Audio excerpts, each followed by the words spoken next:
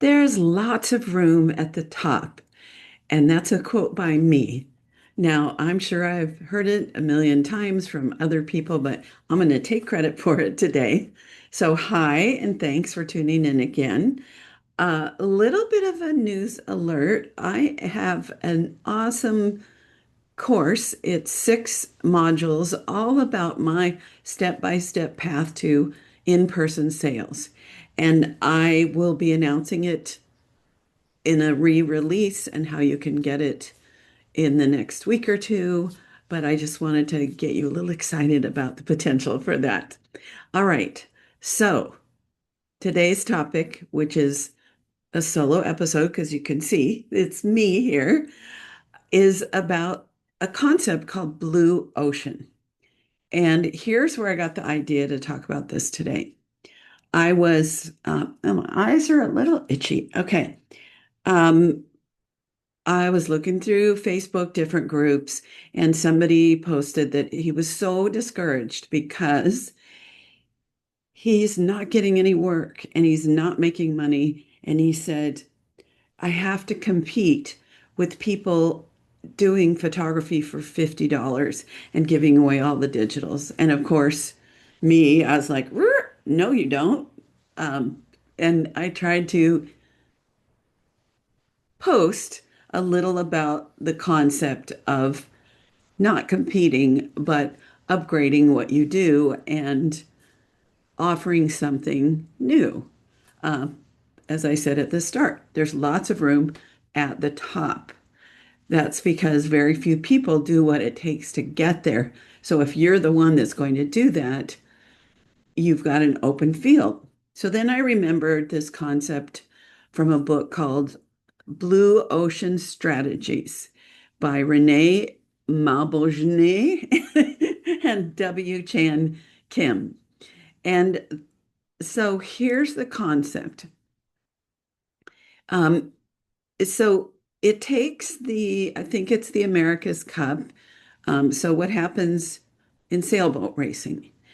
And they mention that most sailors, most boats go in a pack and the water's churned and they're competing with each other. And I'm thinking maybe there's drag and it's messy. They call it blood in the water. I'm going to call it churned up. And it's hard to win when you stay in that pack. But if you go find a place where you're not competing, what they call blue ocean, that is a path to winning, where the water's calm, where you are just competing with yourself. I mentioned this to a friend of mine, and she said she used to do, I don't know if it was long distance running, I think so, competitively. And they always tell you don't start out too fast. And she said when she did that, she was always in the pack of runners, um, getting jostled, can't get around them. And so she decided to start her race going as fast as she can so that she's ahead of the pack and then she can set her own pace. So I think that's a very similar, I'm not a sailor, so I don't know if you'd go around to find blue ocean, if you'd just go faster, maybe even slow down for a while. But that's the concept. Where the water's calm, you're competing with yourself. Let's see. So it says the wide open space, like finding a new market or a new way of offering what you do, is a way that you're in your own blue ocean. You set the rules, and competition becomes irrelevant. I've always in my career thought that I was competing with myself and my own abilities. When I was early in my career, everyone said, you're going to be a photographer. It's too competitive. And something in me just knew that if I just stayed my course and learn from others, but not compare myself to others, I could do it. I felt that deep inside. So in other words, stop competing, start creating. All right. So here's where we might find ourselves in the Okay, I'll call it the red, the red ocean.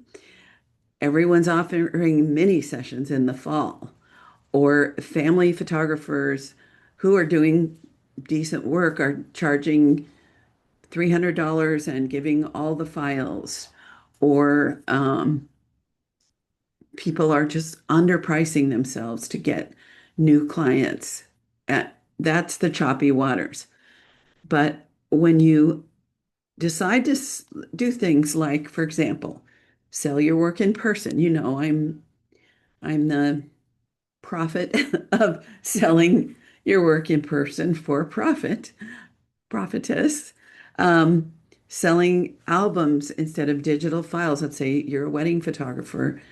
You can create options that are different than others, so people can't really even compare pricing because what you're offering could be very different. Um, or you target people that love personal service and are willing to invest thousands rather than hundreds for photographs. If you're the only photographer in town that's offering something different or unique or much more personal service, you can really write your own ticket. Let's see. Or you can create a new category altogether in your area. It may not be new worldwide, but it can be new for you and it can be something that's different in the neighborhood.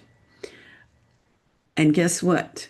Clients in all those circumstances will potentially pay more, refer more, and stay loyal to you because they're getting something that they can't find anywhere else. All right, so let's give you some examples in photography. I have many interviews in The Profitable Photographer with great photographers who have specialties. Recently, I interviewed Angela Carson. She's a pet photographer and she is offering legacy portraits where she photographs senior or terminally ill pets and creates albums and portraits that will be treasured for, forever. The amazing and fun Debbie McFarland specializes in photographing tweens. Now, that's a definite blue ocean because who photographs 11 to, let's say, 13-year-olds in a way that captures who they are at that transitional time in their life? My friend Colby McLemore does food photography. That's a specialty that if someone likes that, they're certainly not going to be competing with the $50 children's portrait photographers. Um, Maria Ariellano, her specialty is boudoir portraits, but she includes the inner personal, um, what would you call it? Powerful goddess type portraits, so that no matter what size or shape or age a woman is, she feels fabulous. And then Scott Wyden Kivowitz, he does surprise proposals. So there's just so many ways that we can create our own story, our own success path. Um, for me, I was photographing weddings and I decided it was time to, because I was getting a little burned out, it was time to create something else. And I've always been the baby whisperer. And at the time, there were very few photographers that were even specializing in photographing children, but really none that were doing baby photography. The baby photography in the, I guess this was the 90s, that you could find in San Diego was like at the mall or Olin Mills or at J.C. Penney's. It wasn't art. It wasn't something you could hang on the walls. Um, Even I trained with a company that goes to the house and photographs newborns, but poses them in a way that makes them look older. Uh, Puts like a baseball hat and puts their hands under their chin and props them up, or even we would hold the baby and like a 3 week old until it was a little stable, take our hand away And before it fell over, we took the picture so it looked like they were sitting. I did not like any of that. It was great training for working with little teeny babies. But I came up with a style of my own for photographing newborns, which to me are up until about 2.5 months because their necks are still not usually very strong. And so you can put them over your shoulder, or you can put them in a little, what I call a cloud. It was a beanbag chair with fluffy stuff. You could do all kinds of things at that age that then at 3 months they start to push away and they're a little stiff. And then those I designed portraits for that stage and for the sitting up and for standing. And because I had very little competition and I chose to approach it as a high-end product with the intention of selling wall portraits and albums, I did really, really well in that. Now, did that also lead to family photography and many other things in the arc of my career? Absolutely.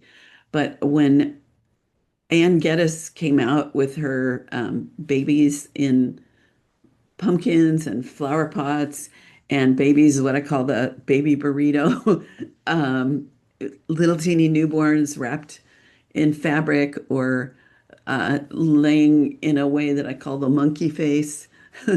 um, then it created a whole new industry, and newborn photography just became very saturated as naturally more women got into the market. But I had a blue ocean for, I'd say, 10 years. Um, and, you know, I've made a good living at doing all of this. So think about that. Whew, okay. So a little like step one, step two, step three, step four in the book is what they call the four action framework. And so action one is to think about what you can eliminate. Are you offering too many packages? Are you doing things clients don't value? Um, are you like, even if your offer is going to be digital files, because that's the choice you make, that's the audience you want to serve, are you offering too many digital files? Or can you have an option where they get 15 and they have to buy more? So, what can you eliminate? Number two, what can I reduce? So, what are you spending a lot of time and effort on that doesn't add value? One of my coaching clients does horse shows.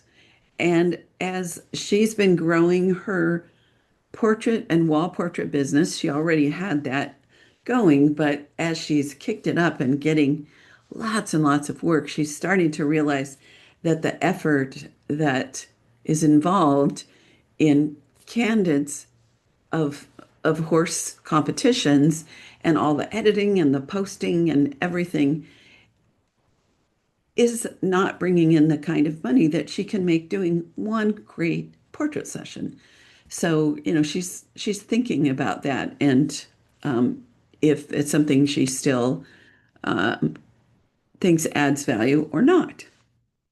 All right, what can I raise? So, how can you improve the experience or what people love the most? How can you elevate everything? A big way is to do your sales in person.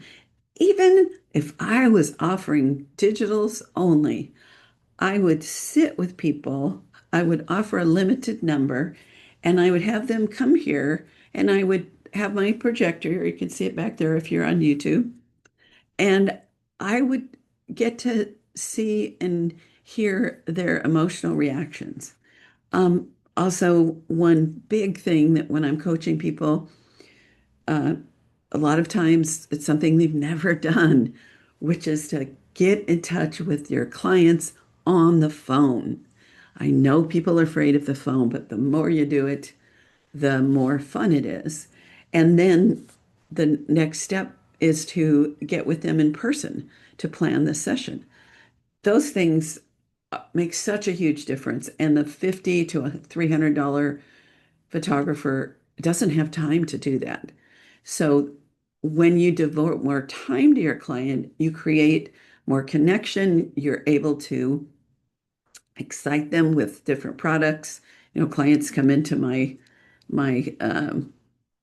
what I call it, my consultation room, and they see wall portraits on the wall. And even if they hadn't thought they might want that, it gets them excited.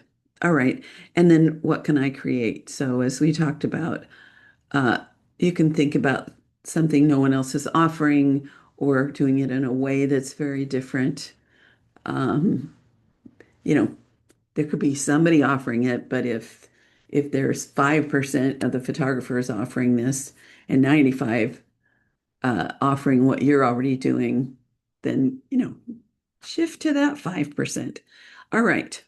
So there's also that big internal mind shift you need to work on. You have to stop looking at other photographers, comparing yourself. One of the biggest mistakes I see people make is trying to set their prices, policies, and packages, PPP, on what they see on the internet when they search photographers. And so they see someone offering 100 digitals for $400 and, you know, I don't know, whatever's out there. And they think that that is the going rate. And that is the kiss of death. Sorry, I don't like that word. It's a great way to be on your way quickly to being broke if you think that there's a standard, what are people offering? Um, you got to figure out what works for you. You need to look at your end in mind when you're setting your prices. How much income do you want? What are average costs of doing business? How many clients you need to achieve your goal? And then what are you going to offer them? And if you calculate, let's say, $100 per session, and honestly, after expenses and taxes, maybe you keep $30 of that, maybe 40. Um, how many would you have to do just to earn $200 in your pocket in a month? A bunch, a bunch. All right. Let's see. What else do I want you to think about? It really starts with a vision. When I do a strategy session with people that create the business of your dreams strategy session, the first thing we do, and I have a solo episode where I gave you the step by step on this, but I love doing it in person because I'm able to help people really get your vision so solid and then start to plan out what your next steps are that it's not easy, but it is clear. I also believe that the universe is on our side. And when we get that clear picture, all kinds of things are going to start coming our way that will help us reach that. Gosh, I just checked the time and I thought this would be a short little offer, but it looks like I have a lot to say on this. All right, so here's some closing thoughts. You don't have to, and I recommend you don't compete on price. You don't have to do what others are doing. In fact, better if you don't. Now, others that are successful, yes, follow them, learn from them, get a coach, uh, listen to programs, listen to so many of my great episodes that I've shared on my own and other guests. Um, you can build a photography business that is profitable, that you love, that also gives you a chance to have a wonderful life around the business and not just be so consumed with the business that you're missing your precious life.